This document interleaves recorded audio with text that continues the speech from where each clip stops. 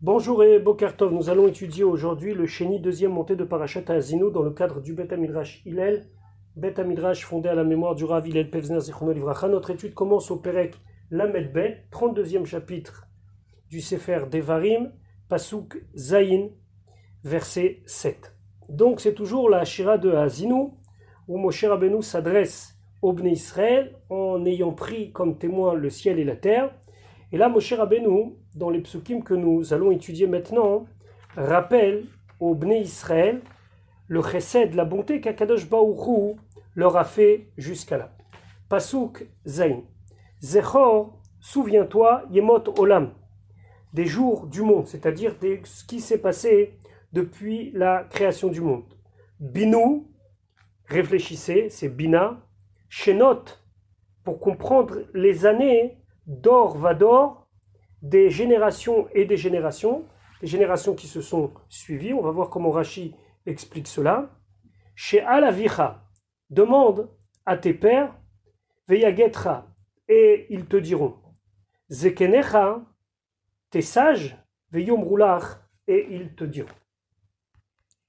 Donc avant de commencer Rashi, il faut bien sûr toujours rappeler ce que nous avons dit dans le cours sur le Rishon, que c'est une shira où il y a beaucoup de secrets de la Torah, et donc on ne peut pas, hélas, expliquer dans le cadre de notre shiur selon les différentes facettes que les Mefarshim empruntent pour comprendre cette shira de Haazinu. On va essayer déjà de comprendre Rashi, qui est Pshuto Shel Mikra, et dans le cadre de notre chitat quotidien, on a donc l'obligation de connaître Rashi, on va dire ça comme ça, mais sachez que chaque psukim peut être des heures et des heures d'études si on regarde les différents mefarshim. Donc, Pasuk Zayin Rashi dit Zecho Yemot Olam, souviens-toi des jours du monde. Mais à ça, ce qu'il a fait à Kadosh Baruch Hu, Barishonim, dans les premières générations, chez Chisou les Fanav, qui l'ont mis en colère. Donc, ça, c'est une espèce d'introduction. Souviens-toi de ce que j'ai fait à ceux qui m'ont désobéi précédemment. Binou, Shenot Dor Vador. Binu, c'est Milachon Bina. Réfléchissez, id bonenut. Prendre conscience, mais par la réflexion, et une réflexion qui est étoffée. Et donc, il propose Rashi des pistes. Quand on dit Dor Vador, c'est Dor Enoch, la génération à l'époque de Enoch, qui ont fait beaucoup d'Avodazara, à tel point que Rashi nous dit dans Parashat Bereshit que c'est les premiers qui ont servi des statues en disant c'est Dieu. Chez Tzif Alehem, mais Haoukenus, que Akadosh Baruch Hu, il les a punis en emmenant une immense vague de l'océan qui les a emportés. Le deuxième Dor, c'est Dor Hamaboul, donc la génération du déluge, chez ta femme, que Akadosh Baruch Hu, carrément, il les a noyés et les a complètement fait disparaître dans l'eau. Donc ça, c'est la première explication, comment comprendre Binu, Shenot, Dor, Vador. Davar Acher, une autre explication. Zechor Yemot Olam, ça parle du passé. Binu, Shenot, Dor, Vador, ça parle du futur. C'est-à-dire, Moshe Rabbeinu lo netatem levavechem, vous n'avez pas donné votre cœur. C'est-à-dire que vous n'avez pas fait attention et vous n'avez pas pris conscience de Yemot Olam, des jours du monde. Al Sheavar, sur ce qui s'est passé. Et donc, Binu, Shenot, Dor, Vador, maintenant réfléchissez pour l'avenir, les hakir, les abba, pour reconnaître plus tard, chez Yesh Beyado, les Tiv Lachem, qu'il a la possibilité de vous faire du bien, ou les Anchil Lachem, et de vous faire hériter, de vous donner la récompense que vous méritez. Et quand est-ce que c'est? Ce sont Yemot HaMashiach, les jours de la venue du Mashiach, vers Olam Haba, et les jours du monde futur. Chez Alavicha, qui c'est ses ancêtres, Elou Anevim, ce sont les prophètes, Shinikraim Avot, qui sont appelés les pères. Kemo Shenemar Be Eliyahu, comme c'est dit concernant Eliyahu Hanavi, lorsqu'il a quitté ce monde, il est monté vivant, alors son élève, Elisha, a dit Avi, Avi, Rechev Israël. Il a appelé son maître, Eliyahu Hanavi, Avi, Avi, mon père. Donc chez Avicha, c'est les prophètes. Zekenecha, Elua Chachamim, ce sont les sages. Les sages sont ceux qui ont acquis la sagesse. Donc Zaken, Ze, Shekana Chochma, c'est celui qui a acquis la sagesse. Zekenecha, ce sont donc les Chacham. Veyom Roulach, et ils te diront, les Zekenim te diront Harishonot, les premiers événements qui se sont passés, sur lesquels on dit Zechor Yemotolam, et on comprend que Rashi veut nous dire que pour ce qui est de ce qu'il va se passer après, Binu Shenot Dorvador, on doit le demander au Nevi. Et là, Moshe Rabbeinu continue, Pasuk Chet, et il dit Be'anchel Elion Goim. Elion, ici, c'est le supérieur, ça désigne Dieu, lorsqu'il vous a fait hériter, Dieu, des Goim, des peuples. Alors on verra que l'explication, ça veut dire que Akadosh Baruch Hu, il a fait hériter, il a donné comme part aux Goïm la punition, en désignant le Dor Amaboul et le Dor Aflaga, la génération du déluge et la génération de la tour de Babel. Behafrido Bene Adam, lorsqu'il a séparé les êtres humains. On sait très bien qu'après la tour de Babel, il a fait que chacun parle une autre langue. Yatsev Gevulot Amim, il a placé les frontières des peuples, les Mispar Bene Israël, pour le compte des Bene Israël. C'est-à-dire quoi? Rashi va expliquer de deux façons. Pour le compte peu nombreux des Bene Israël. Et deuxième explication, Akadosh Baruch Hu, il a mis des limites aux nations par rapport au nombre de Bene Israël. C'est-à-dire que comme les Bene Israël sont venus à 70 personnes en Égypte, il y a 70 nations, et donc il y a un parallèle à faire entre le compte des nations, 70 nations, et 70 descendants de Yaakov qui sont venus en Égypte. Prenons Rashi Be'anchel Elion Goim Keshinchil Akadosh Baruch Hu. Lorsqu'Akadosh Baruch Hu il a fait hériter, ça veut dire qu'il a puni, qu'il a donné les Mach Isav à ceux qui l'ont mis en colère, et Chelek Nachalatam, ce qu'ils devaient toucher comme part, et Fitzam ou Shetafam. Alors à ce moment-là, il les a complètement noyés. Alors une première fois, c'était simplement une grande vague qui les a emportés, et une deuxième fois, c'était carrément une destruction par l'eau, comme nous l'avons vu dans le Rashi précédent. Behafrido Bene Adam, Kesheifitz, quand il les a éparpillés, Dor Haplaga, la génération de la tour de Babel, on sait très bien qu'il a fait ça en leur changeant leur langue. Haya Beyado le Avira Minaolam, il aurait pu carrément les faire disparaître du monde, comme il l'avait fait pour la génération de Enoch, et pire pour la génération du Maboul, où là c'était l'humanité. Velo Asachen, mais il n'a pas fait comme ça. Et là, Yatsev Gevulot Amim, il a placé des frontières au peuple, qui imam Velo Ibdam. Il a décidé de les séparer les uns des autres, de faire des nations, mais il ne les a pas complètement effacés de la terre. Les Mispar Ben Israël, Bishvil Mispar. Pour le peu, et ici Mispar, c'est à comprendre pour le petit nombre de Bnei Israël, chez Atidim, Latzet Mi Bene Shem, qui vont sortir de la descendance de Shem. Pour ce petit peu de gens qui vont descendre de Shem, il a gardé tous les descendants de Shem, de Ham et de Yafet. Vemispar Shivim Nefesh El Bnei Israël, et par rapport aux 70 personnes des Bnei Israël chez Yardou les Mitzrayim qui sont descendus en Égypte, Hitziv Gevulot Amim, alors c'est la raison pour laquelle il a mis comme base les frontières des nations, Shivim, Lachon, 70. Alors ici Lachon ça veut dire une langue, mais ça désigne ici 70 nations, même si des fois dans la même famille de langues entre guillemets, on peut avoir différentes micronations, mais en tout cas on reste sur le chiffre de 70. Pasuk tête. Pourquoi tout cela? Ki chelek Hashem, car la partie d'Akadosh Baruch Hu. C'est-à-dire qu'à l'époque, il y avait une partie de divinité qui était parmi toutes les nations. Amo, c'est son peuple qui va la mériter. Et qui c'est son peuple? Yaakov, c'est Yaakov.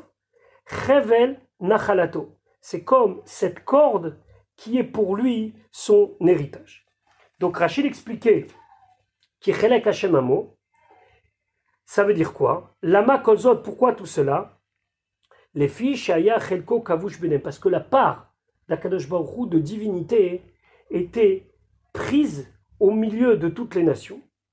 Ve'atid latzet, et viendra dans le temps que sortira cette partie de divinité dans un peuple. Ou miou chelko, et qui est cette part? Amo, c'est son peuple. Ou miou amo, et qui est son peuple? Yaakov chevel nachalato.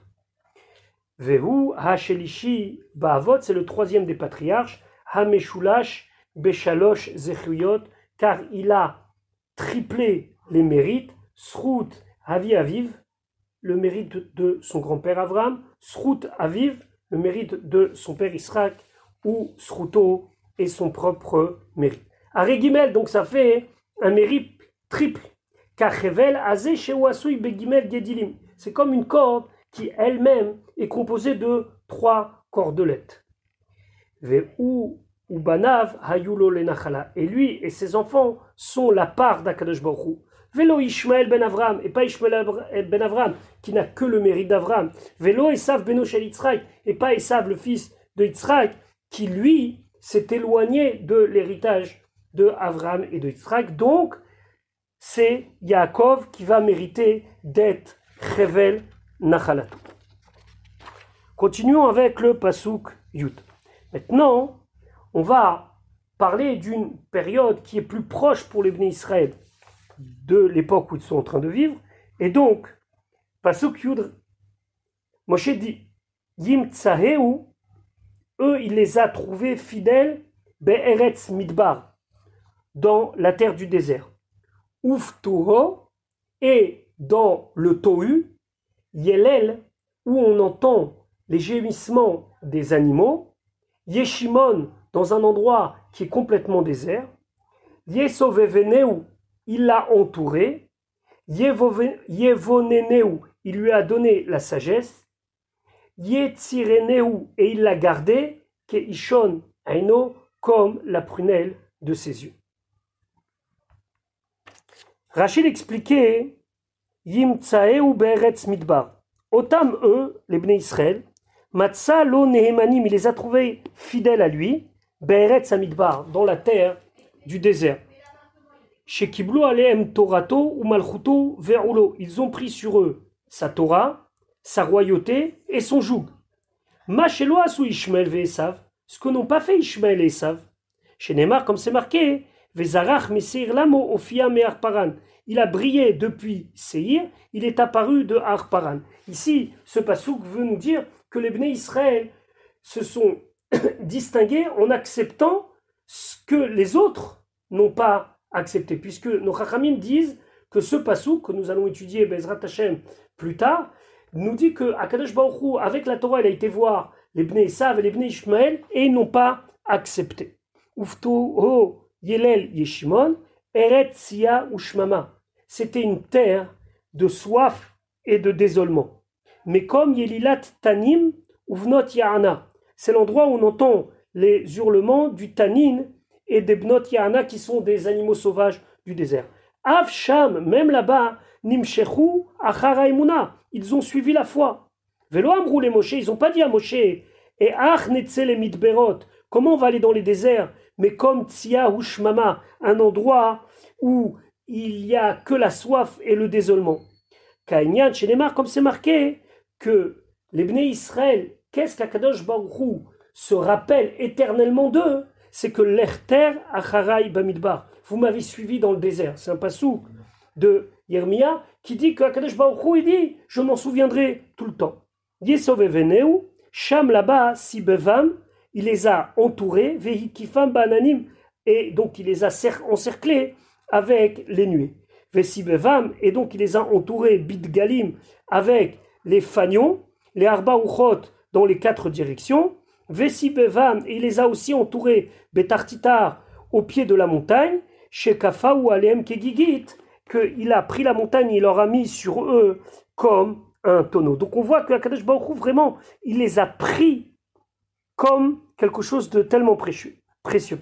Yevonenehu, il l'a rendu intelligent. Sham, là-bas, Batora, avec la Torah ou Bina et la compréhension. Itzterenehu minachash, il les a gardés, il les a sauvés des serpents. Saraf, des serpents qui brûlent. Vakrav, les scorpions. Ou minaumot, et de toutes les nations. Keishon Eno, c'est quoi Ishon Eno? Rachid dit ou à Shachor Shebaïn, c'est la partie noire de l'œil, chez Amor Yotsemenu, c'est de là que la vision, la possibilité de voir vient. Veonkelus Tirgem, Onkelus il dit, Yimtsaeu, ça veut dire Yaspikeu Kol Tsoko Bamidbar. Il leur a donné tout ce qu'ils avaient besoin dans le désert. Kemo, comme on dit dans le livre de Bamidbar, ou Matzah Lahem, est-ce que cela suffit? Donc le mot Matzah ici, c'est pas que il les a gardés, mais ici ça veut dire Imtsaeu, c'est qu'il leur a donné tout ce qu'ils avaient besoin. Velo Imatse Lanu Ahar, ou bien une autre manière d'expliquer ce mot en faisant référence à un pasouk de Yehoshua ou Lo Imatse Lanu Ahar, ça veut dire que la montagne ne va pas nous donner ce que l'on a besoin. Yesov Eveneu, Hasherinun, Sechor, les Shrinte. Il les a fait camper, Hashrinun, ça veut dire il les a fait résider, Sechor, tout autour, les Shrinte de la Shrina. Oel Moed Baemtsa, la tente d'assignation au milieu, Ve'arba Degalim, l'Arba Uchot, et 4 fanions des 4 coins. Maintenant, mon cher Rabbeinu va continuer à exprimer combien Akadosh Baruch Hu aime, combien Akadosh Baruch Hu prend les Bnei Israël à cœur. Et voilà ce qu'il dit. Pasuk Yud Aleph. Kenesher, comme un aigle, Yair Kino, qui vient réveiller son nid. Al Gozalav Yerachef, sur ses petits, il va venir se mettre. Yifros Kenafaf Yikacheu, il va étendre ses ailes et le prend. Yisaeu Alevrato, et il le porte. Alevrato, c'est sur le haut de ses ailes.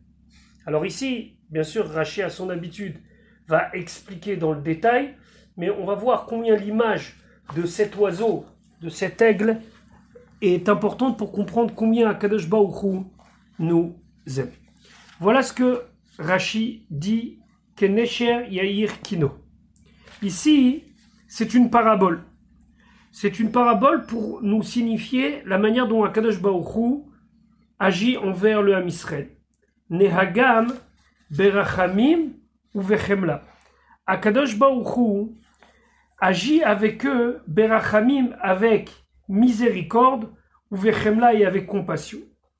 Kanesher azé, comme cet aigle, rachamani albanav, qui a beaucoup de pitié pour ses enfants, ve'eno nichnas lekino pitom, et il n'entre jamais dans son nid de manière soudaine, ad sheu mekashkesh, jusqu'à qu'il ait frappé, ou metaref albanav, et qu'il secoue ses enfants, bichnafav, avec ses ailes, ben ilan leinan, d'un arbre à l'autre, ben socha la chaverta, entre une branche et une autre. Pourquoi? Kede sheyoru banav, afin que ces petits, ces enfants se réveillent, veillez bahem koach les kabelos, et qu'ils aient de la force pour l'accueil. Yair kino yehorer banav, il réveille son nid, c'est-à-dire réveille les petits qui se trouvent dans son nid. Al gozalav yerachef, ici on parle d'une position que l'aigle a au-dessus de ses petits, eno marbid atzmo aleem, il ne va pas peser sur eux. Et là mechofef, mechofef ça veut dire qu'il va rester au-dessus en les recouvrant. Nogea veno nogea, les touche sans trop les toucher. C'est-à-dire qu'il ne va pas peser sur eux, mais pourtant, il va mettre et tendre sur eux toute sa force. Af Akadosh Baruch Hu, même Akadosh Baruch Hu, lorsqu'il se dévoile avec toute sa puissance. Shakai lo metzahunu segi koach. On n'a jamais trouvé Akadosh Baruch Hu quand il se montre avec toute sa puissance. Pourquoi? Parce qu'il sait que ce ne serait pas supportable. Pourtant, il montre sa puissance. Comme cet aigle qui est au-dessus de ses enfants, mais qui ne pèse pas sur eux. Parce que si toute la puissance de l'aigle serait sur ses enfants, il ne pourrait pas vivre. Kesheba liten Torah, lorsqu'il vient donner la Torah, lo nigla alem meruach achad, il n'est pas venu d'un côté, qu'ils auraient senti tout d'un coup venir cette puissance-là, ils auraient eu peur. Et là, Me'arba Ruchot, il est venu de 4 côtés. Chez Nehemar, comme c'est marqué, Hachem Misinaïba, Vezarach Mesir Lamo, Ofia Me'arparan Veata Merivivot Kodesh. On voit qu'ici, on nous parle de 3 endroits. Sinaï, Seir Paran. Veod Neemar, et c'est dit aussi dans Chabakouk, Elo Ha mit Teman Yavo. Dieu vient de Teman. Zoroa Revit. Donc on voit qu'Akadosh Baruch Hu, il est apparu de tous les côtés comme un petit peu pour qu'on ne soit pas apeuré d'une puissance qui viendrait soudainement d'un seul côté. Yifros Kenafav Yikacheu Kesheba, lorsqu'il vient, l'Itlan, les prendre, mimakom, les makom d'un endroit à un autre. Et nonotlan beraglav, il ne les prend pas avec ses pattes, keshar ofot comme tous les autres oiseaux. Les filles, keshar ofot yiriminanesha, parce que tout le monde, si ça veut dire tous les autres oiseaux, ont peur de l'aigle. Kesheu magbia laouf, parce que lui, il arrive à voler plus que tout le monde. Ou foreach aleem, et donc, il est au-dessus d'eux. Fichar, c'est pour cela, Nosam beraglav. Eux, ils prennent leurs petits avec leurs pattes, mipne hanesher, à cause de l'aigle, qui pourrait, s'ils avaient leurs petits sur leurs ailes, l'aigle qui est au-dessus peut venir et leur prendre les petits qui sont sur les aigles. Donc pour les protéger, ils prennent leurs petits avec les pattes pour protéger de l'aigle. Aval hanesher, mais l'aigle lui-même, enoyere la minachet, il a peur que de la chetz, de la flèche. Et fichar, c'est pour cela, nos samalket nafav, il peut se permettre de les mettre sur ses épaules. Omer, et il dit, et ici c'est une image, mutav sheikanes achetzbi velo ikanes bevanai, c'est mieux que la flèche m'atteigne moi que atteigne mes petits. Afa kadosh baruch hu, la même chose, Dieu. Vaïsa et très malkan fenisharim, il a dit, je vous ai porté sur les ailes de l'aigle. Ça veut dire que Akadosh Baruch Hu nous a libérés et il a donné cet exemple comme un aigle prend ses petits. Keshenasu mitzraim acharem vesigum alayam. Et à quelle période il a eu ça? Lorsque les Égyptiens ont atteint le peuple juif sur la mer, c'est marqué Vaïrdefu mitzraim acharem, ils les ont atteints. Kol sous rechev paru farashav vechelo. Toute la cavalerie et les soldats du pharaon. Et à ce moment-là, hayu zorkim baim chitzim ve'avne blistraot. Ils envoyaient des flèches et ils envoyaient des rochers pour les atteindre. Donc ça veut dire qu'il fallait absolument que quelqu'un les protège de cette attaque. Ils avaient des catapultes et pouvaient envoyer ce qu'ils voulaient. Miyad, immédiatement, Vaïsam alacha Elokim. L'ange de Dieu, il est parti, il s'est mis à l'arrière. Vaïavo ben Machane Mitzrayim, il a séparé entre le camp de Mitzrayim et le camp de Israël. Donc c'est exactement l'image de l'aigle qui prend les petits sur ses ailes et il se dit c'est mieux que les flèches m'atteignent à moi que atteignent mes petits. Ici, l'image c'est que c'est mieux que le Malach Elokim prenne les pierres et les flèches que ce soit les Bnei Israël. Pasuk Yudbet. Hachem Badad, Dieu seul, Yanchenu, le guide. Ve'en imo, et il n'y aura pas avec lui quel nechar, un Dieu étranger. Rashi Yudbet, Hachem Badad Yanchenu, Betach, avec assurance, Uvadad, et uniquement lui, ça veut dire seul, Nihagam Bamidbar, il les a conduits dans le désert. Personne d'autre n'est intervenu. Ve'en imo el nechar lo yakoach. Il n'y avait pas de force, de possibilité. Be'echad mikol Eloé agoim. Parmi toutes les divinités des peuples, les harot kocho, pour montrer sa force. Ou les ilachem imaim, et pour les combattre. Rabotenu darshu, nos chachamim expliquent aléatid, que ici, ça désigne une situation qui va être au futur. Vechen, tirgem onkelos, et comme ça, onkelos traduit. Onkelos traduit que ce pasouk-là, c'est un futur.